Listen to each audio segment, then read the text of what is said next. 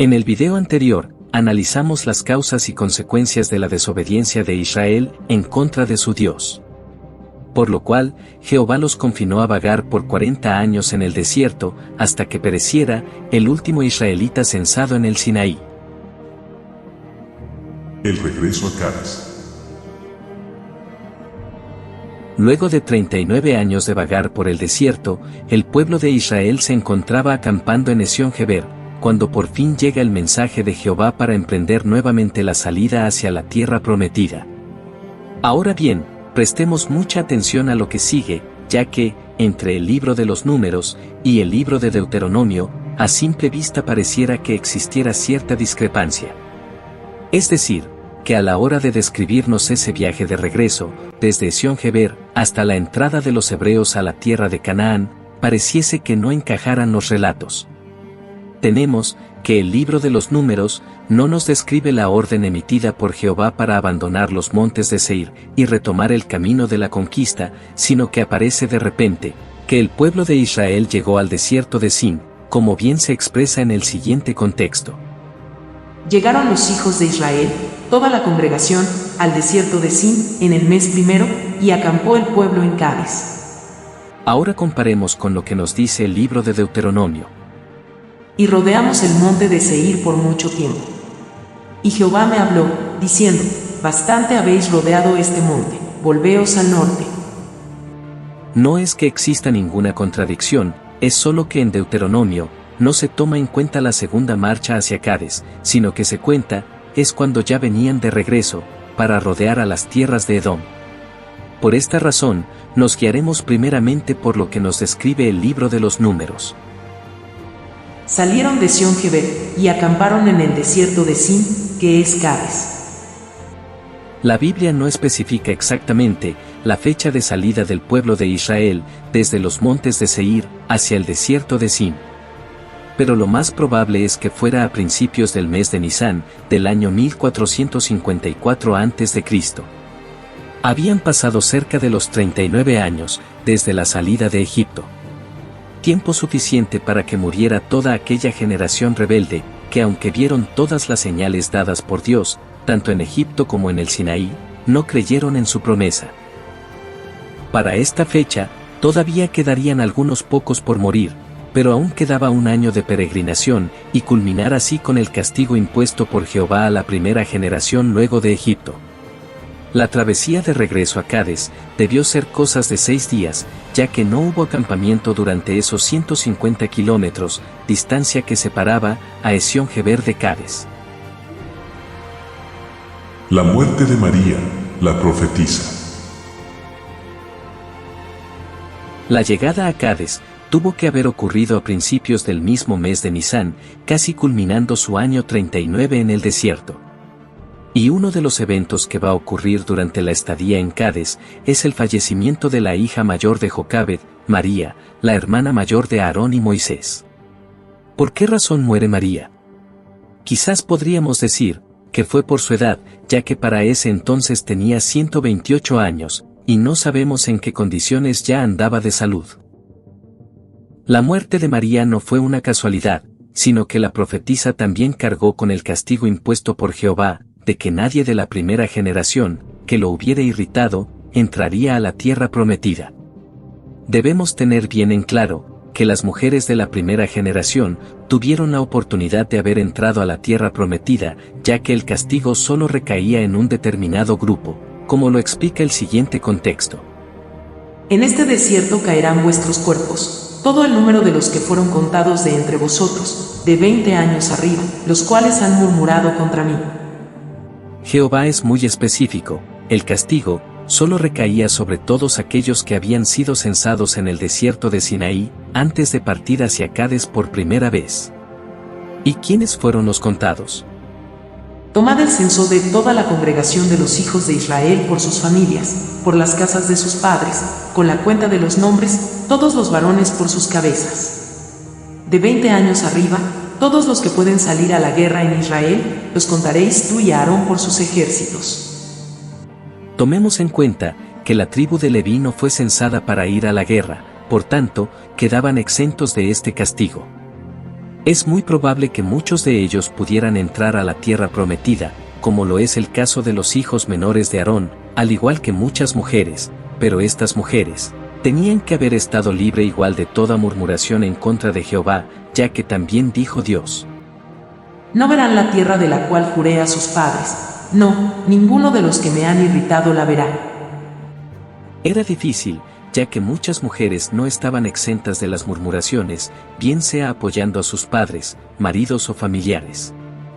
Todo esto comprometía su entrada a la tierra prometida, teniendo muy pocas probabilidades de lograrlo, ya que ni siquiera María, la profetisa, se pudo salvar de perecer en el desierto. El agua de la roca. Luego de haber enterrado a María, no pasaría mucho tiempo para que la nueva generación de los hijos de Israel comenzara a murmurar contra Jehová por 11ª vez. Luego de haber llegado a Cades, el pueblo estaba cansado del camino del desierto y no conseguían agua para beber, ni para ellos ni para el ganado. Algo muy parecido ya había ocurrido en Mara, al principio del peregrinaje, que luego de 3 días de camino se sintieron sedientos y comenzaron a reclamar. Este caso no fue muy diferente. Y habló el pueblo contra Moisés, diciendo: Ojalá hubiéramos muerto cuando perecieron nuestros hermanos delante de Jehová. Cuando ellos hablan de nuestros hermanos, se trata de todos los que habían caído en el desierto a causa del castigo. Pero la expresión correcta, más bien, hubiera sido nuestros padres, ya que fueron sus padres los que no vieron la tierra prometida a causa de su rebelión. Pero es que la frase nuestros padres, para los hebreos, solo está reservada para 3 personajes: Abraham, Isaac y Jacob. Moisés y Aarón fueron al tabernáculo de reunión y oraron a Jehová, el cual les dijo lo que tenían que hacer. Toma la vara, y reúne la congregación, tú y Aarón tu hermano, y hablad a la peña a vista de ellos, y ella dará su agua, y le sacarás aguas de la peña, y darás de beber a la congregación y a sus bestias. Moisés reunió a toda la congregación delante de una peña, y levantando su vara la golpea. De esa roca, comienza a brotar agua en grandes cantidades, para darle de beber, tanto a las personas como a las bestias. Pero a Moisés y a Aarón, se les pasó santificar el nombre de Jehová, a la hora de golpear la roca, y por esta acción pagarían el precio de no poder entrar a la tierra prometida. Tenemos así, que Moisés y Aarón se sumaban a la lista negra de los excluidos a morir en el desierto, antes de entrar a la tierra prometida. Qué tan desagradable fue para Dios el solo hecho de no habérsele dado la gloria ante el pueblo de Israel, que les costó la promesa a estos 2 grandes siervos. Lamentablemente, Moisés y Aarón tenían los días contados, ya que sabían que faltaba menos de 1 año para que se cumpliera la promesa. No sabemos qué reacción pudieron haber tenido ellos, pero para Moisés, más que un mal, debió haberle caído bien, ya que se sentía cansado de tanta rebeldía y tanta responsabilidad. Razón por la cual, en más de una ocasión, había pedido la muerte, para poder descansar de este pueblo tan rebelde. Así que este castigo no fue motivo para que decayeran sus semblantes, y continuaron adelante con los planes de Dios. Es muy probable que de esta peña estuviera brotando el agua todo el tiempo que estuvieron los hebreos en el lugar. Moisés envía embajadores a Edom. ¿Qué pasó en Cades, que el pueblo hebreo no siguió la ruta según lo acordado? Recordemos que hacían casi 38 años, que desde Cades se habían enviado espías para reconocer la tierra, para luego llevar a cabo una escalada de invasiones a las tierras del Cananeo, lo cual no se dio por la desobediencia del pueblo y la falta de confianza en Jehová. Ahora, luego de haber llegado nuevamente a Cades, Jehová los envía a cruzar las tierras de Edom, pero en la escritura no se dice cuál fue el motivo de esta ruta a última hora. No existe nada en las Sagradas Escrituras que nos explique la razón por lo cual, luego de estar en Cades, se haya tomado la determinación de no subir por el lado sur, tal y como se había intentado antes, sino que había que entrar por el lado oriental del Jordán, camino de Jericó. Solo nos queda especular un poco, para poder conseguir alguna posible respuesta a nuestra interrogante. Una de las posibles razones es que el grueso de las naciones cananeas, a sabiendas que Israel se acercaba por el sur, formaron un ejército de contención en la frontera, y estaban preparadas para evitar a toda costa su entrada a tierras cananeas. Así que Jehová quiso evitar demasiadas bajas en la guerra. Cualquiera de estas razones podría ser la causa del desvío del pueblo hebreo, quien ahora tenía que avanzar hacia el oriente para rodear al Mar Muerto. Pero existía un problema: había que atravesar a Edom.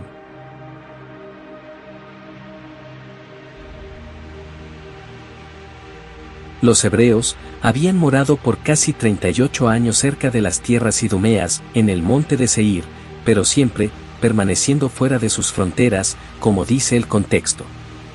Y rodeamos el monte de Seir por mucho tiempo. Rodear el monte de Seir significa estar por los bordes, sin penetrar en la zona, pero cerca de su frontera, en los lugares desérticos lejos de las ciudades pobladas para evitar conflictos con sus hermanos.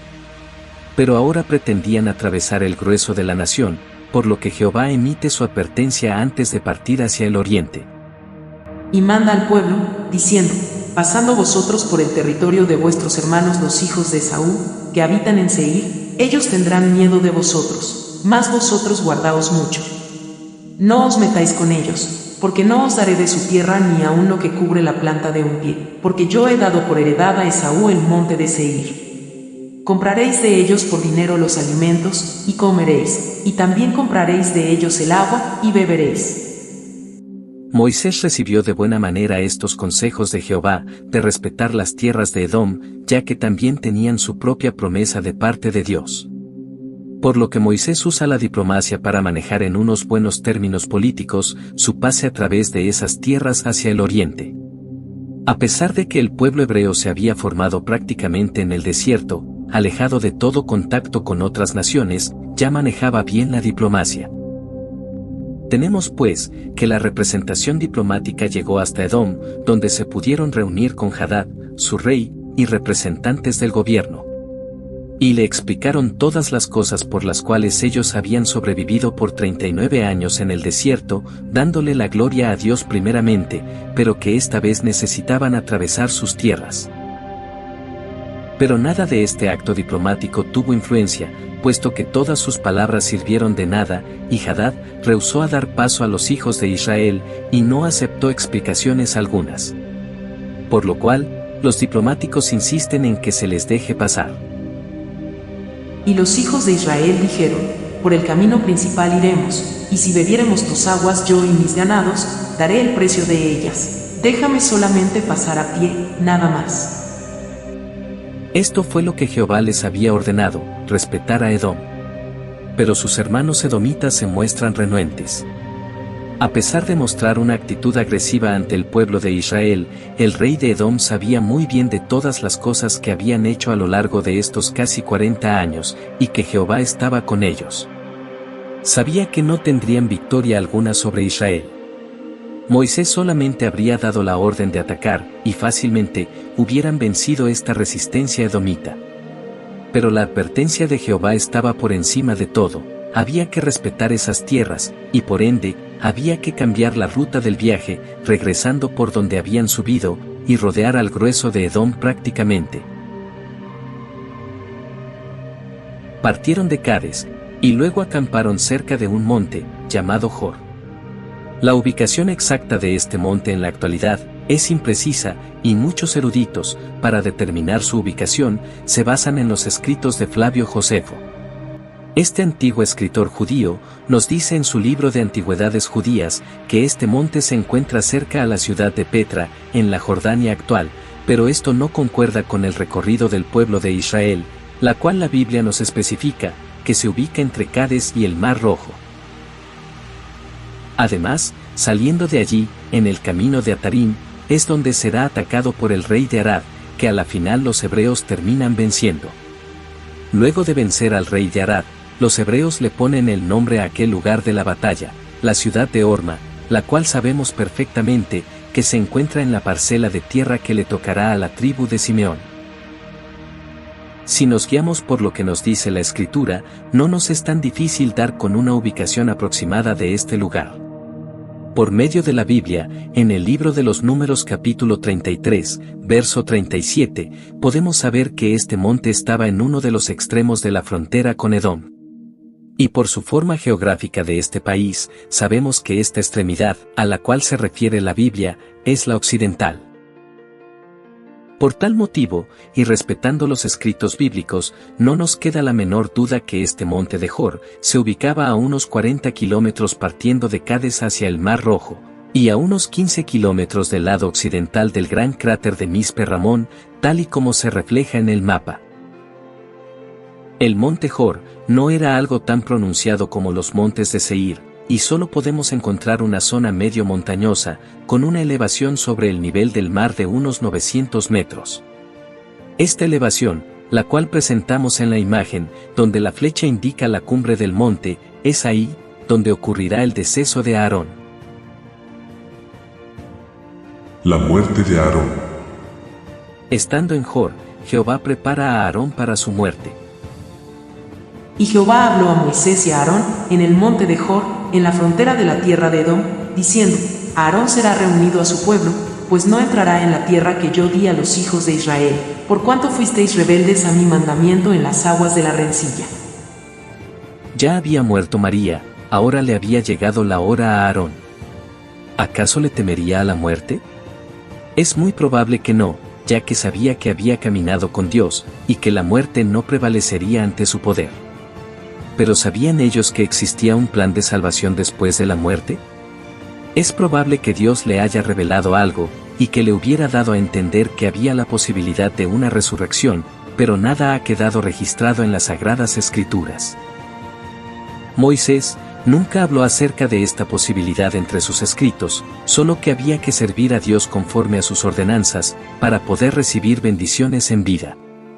Se viene a hablar sobre el tema de la resurrección, es a través de las visiones de Daniel. Ni los grandes patriarcas, y ni siquiera los grandes profetas que existieron antes que Daniel, y que entre sus escritos hablaban acerca de la venida de un Mesías, supieron cuál era el verdadero propósito de este advenimiento. Ellos se referían más que todo, a un Mesías para la restauración de Israel.